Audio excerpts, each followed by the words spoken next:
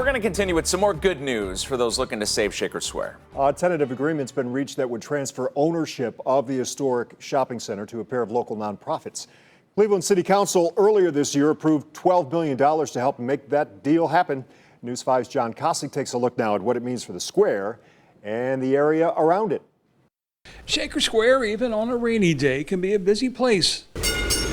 Convenience spot for those passing through or living nearby, like David. It's great because I come up here for my prescriptions, I go shopping, sometimes I do my exercise walks around here, and it's safe. But when the square went into foreclosure last year, residents were concerned about its future if it were to be sold at sheriff's sale. Well, we just get picked up by a developer and, sat on and done nothing with. I mean, it's what we've seen with the residential properties. That's what prompted the Shaker Square Alliance to get involved, putting the pressure on Cleveland, which failed in its first attempt to come up with a rescue plan last year. But in April, they approved a $12 million package of two loans, $6 million each, half of that forgivable for a pair of nonprofits to acquire the square from the bank. The nonprofits and the bank just announced an agreement in principle this week with the deal to take over the square expected to close in days.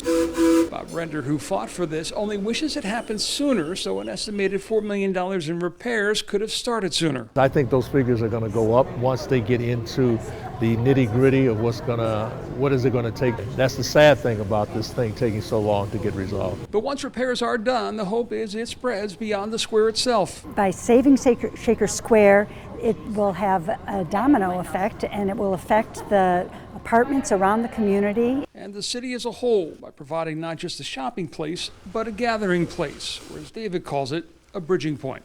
Because you got some people that's in the suburb further east that would never have no interaction with people from the inner city. So that brings a lot of people together right here at Shaker. In Cleveland, John Kosick, News 5.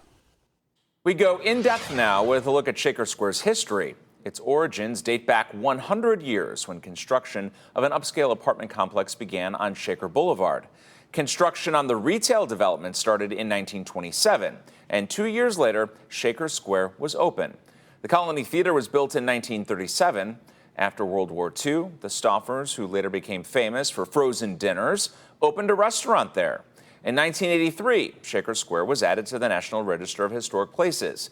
It contains more than 100 buildings, nearly 3/4 of which were built in the 1920s and early 30s.